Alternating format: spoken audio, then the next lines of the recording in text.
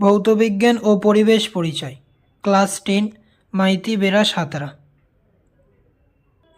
অধ্যায় 1, পরিবেশের জন্য ভাবনা, কনসার্ন অ্যাবাউট আওয়ার এনভায়রনমেন্ট।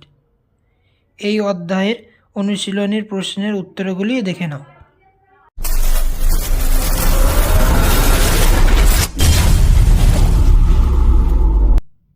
3, সংক্ষিপ্ত উত্তরভিত্তিক প্রশ্নাবলী এসএকিউ, প্রশ্নের মান 2। এর আগের প্রশ্নের উত্তরগুলি যদি তোমাদের প্রয়োজন হয় আমি ডেসক্রিপশনে দিয়ে দেবো, সেখান থেকে দেখে নেবে। প্রশ্ন 1, ওজোন স্তর সৃষ্টি হয় কীভাবে?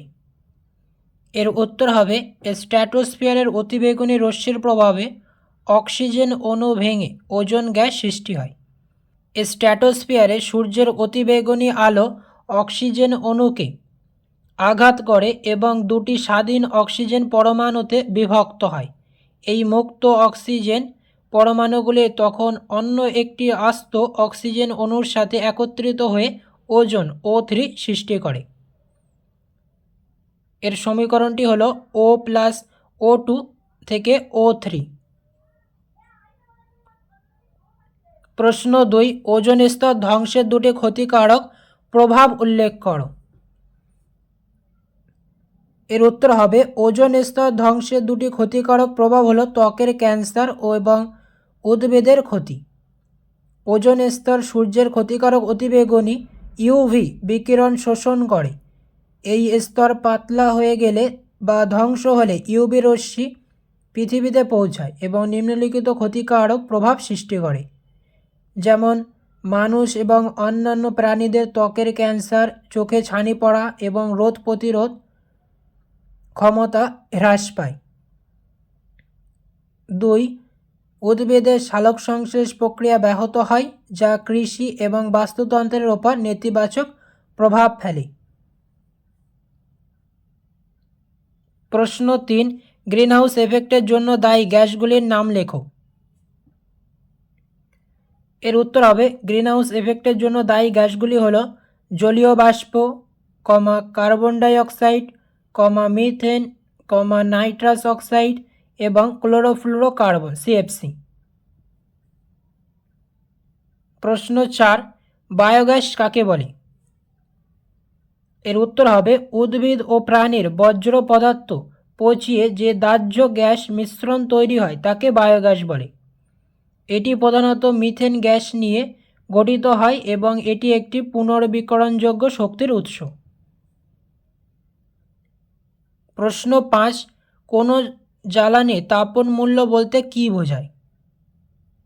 এর উত্তর হবে কোনো জ্বালানির তাপন মূল্য বলতে বোঝায় নির্দিষ্ট পরিমাণ জ্বালানিকে সম্পূর্ণ দহন করলে যে পরিমাণ তাপশক্তি উৎপন্ন হয়।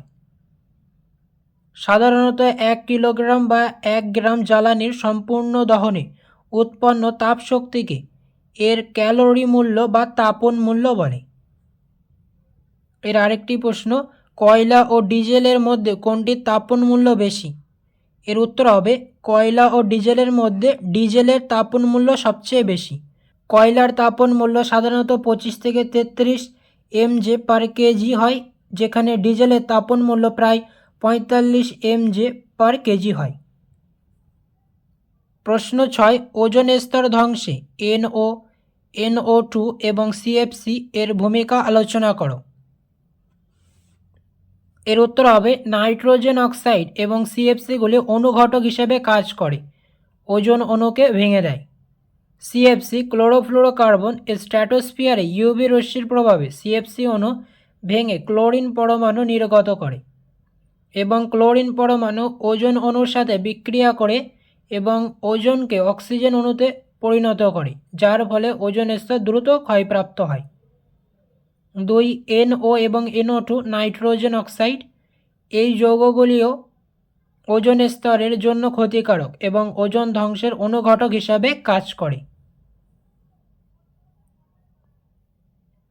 প্রশ্ন 7, গ্রিনহাউস গ্যাস নির্গমন হ্রাসে কী কী উপায় অবলম্বন করা যেতে পারে তা সংক্ষেপে লেখো। এর উত্তর হবে গ্রিনহাউস গ্যাস নির্গমন হ্রাসের উপায়গুলি হলো পুনর্বিকরণযোগ্য শক্তির ব্যবহার বৃদ্ধি এবং শক্তি সংরক্ষণ।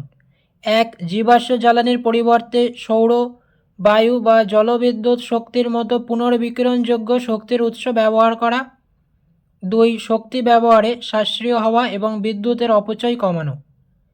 3, বৃক্ষরোপণ করা এবং বনভূমি সংরক্ষণ করা। 4, শিল্প প্রক্রিয়া এবং পরিবহনে নির্গমন কমানোর জন্য প্রযুক্তিগত উন্নতি সাধন করা। প্রশ্ন 8, ভবিষ্যতে পরিবেশের ওপর বিশ্ব উষ্ণায়নের 2টি সম্ভাব্য প্রভাব উল্লেখ করো। এর উত্তর হবে ভবিষ্যতে বিশ্ব উষ্ণায়নের 2টি প্রভাব হল জলবায়ু পরিবর্তন এবং জীববৈচিত্র্যের ক্ষতি। 1, জলবায়ু পরিবর্তন। গ্রিনহাউস গ্যাসের নির্গমন বৃদ্ধির ফলে বৈশ্বিক উষ্ণতা বৃদ্ধি পাবে, যা সমুদ্রপৃষ্ঠের উচ্চতা বৃদ্ধি, চরম আবহাওয়া ঘটানো এবং বাস্তুতন্ত্রের পরিবর্তন ঘটাবে। 2, জীববৈচিত্র্যের ক্ষতি। প্রাকৃতিক সম্পদের অতিরিক্ত ব্যবহার এবং দূষণের কারণে অনেক প্রজাতির বাসস্থান নষ্ট হবে, যা জীববৈচিত্র্য হ্রাসের দিক নিয়ে যাবে। প্রশ্ন 9, বায়ুমণ্ডলের কোন স্তরের চাপ সবচেয়ে বেশি? কারণ সহ লেখো। এর উত্তর হবে বায়ুমণ্ডলের ট্রপোস্ফিয়ার স্তরের বায়ুর চাপ সবচেয়ে বেশি, কারণ বায়ুমণ্ডলের বেশিরভাগ ভর প্রায় 75% এই স্তরে কেন্দ্রীভূত থাকে এবং এই স্তরের উপরের বায়ু স্তম্ভের ওজন বেশি হয়। বায়ুর ঘনত্ব উচ্চতা বৃদ্ধির সাথে সাথে দ্রুত হ্রাস পায়, তাই নিচের স্তরে চাপ বেশি হয়। প্রশ্ন 10, স্থিতিশীল উন্নয়নের ধারণাটি কী? এর উত্তর হবে স্থিতিশীল উন্নয়নের ধারণাটি হলো এমনভাবে উন্নয়ন করা যাতে বর্তমান প্রজন্মের চাহিদা মেটানোর পাশাপাশি ভবিষ্যৎ প্রজন্মের নিজস্ব চাহিদা মেটানোর ক্ষমতা অক্ষুণ্ণ থাকে। এর মূল লক্ষ্য হলো অর্থনৈতিক উন্নয়ন, সামাজিক ন্যায় বিচার এবং পরিবেশগত সুরক্ষার মধ্যে ভারসাম্য বজায় রাখা। প্রশ্ন 11, কয়লা খনির মিথেন ও মিথেন হাইড্রেট আহরণ পদ্ধতি সংক্ষেপে উল্লেখ করো। এর উত্তর হবে কয়লা খনির মিথেন আহরণ। কয়লা খনির মিথেন সিবিএম আহরণ করা হয় কয়লা স্তর থেকে জল পাম্প থেকে বের করে, যা চাপ কমিয়ে মিথেন গ্যাস মুক্ত করে। এই গ্যাস তারপর পাইপলাইনের মাধ্যমে সংগ্রহ করা হয়। মিথেন হাইড্রেট আহরণ।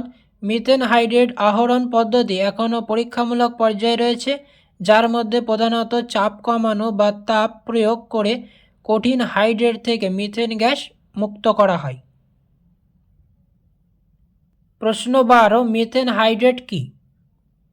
এর উত্তর হবে মিথেন হাইড্রেট হলো মিথেন গ্যাসের একটি কঠিন রূপ, যা জলের অণুর বরফ সদৃশ খাঁচার মধ্যে আটকা পড়ে থাকে। এটি সাধারণত সমুদ্রের তলদেশে বা পার্মাফ্রস্ট অঞ্চলে উচ্চ চাপ এবং নিম্ন তাপমাত্রায় পাওয়া যায়। প্রশ্ন 13, বিশ্ব উষ্ণায়ন কী? এর উত্তর হবে বিশ্ব উষ্ণায়ন বা গ্লোবাল ওয়ার্মিং হলো পৃথিবীর বায়ুমণ্ডল এবং সমুদ্রের গড় তাপমাত্রা ক্রমাগত বৃদ্ধি পাওয়ার একটি প্রক্রিয়া। গত কয়েক দশকে আমাদের এই গ্রহের তাপমাত্রা স্বাভাবিকের চেয়ে অনেক দ্রুত হারে বাড়ছে, যার মূল কারণ হলো মানুষের বিভিন্ন কর্মকাণ্ড। এর প্রধান কারণসমূহ হলো জীবাশ্ম জ্বালানি, কয়লা, তেল এবং প্রাকৃতিক গ্যাস পোড়ানোর ফলে প্রচুর কার্বন ডাই অক্সাইড উৎপন্ন হয়। 2, বনভূমি উজাড়। গাছপালা কার্বন ডাই অক্সাইড শোষণ করে, কিন্তু নির্বিচারে গাছ কাটার ফলে বায়ুমণ্ডলে এই গ্যাসের পরিমাণ বেড়ে যাচ্ছে। 3, শিল্পায়ন। কলকারখানা এবং যানবাহনের ধোঁয়া বায়ুমণ্ডলকে উত্তপ্ত করে তুলেছে। আজকে এই পর্যন্ত। আর ক্লাস 10-এর সমস্ত টেক্সট বুকের অনুশীলনের প্রশ্নের উত্তরগুলি পেতে অবশ্যই আমাদের চ্যানেলটিকে সাবস্ক্রাইব করবে। দেখা হচ্ছে অন্য একটি নতুন ভিডিওতে।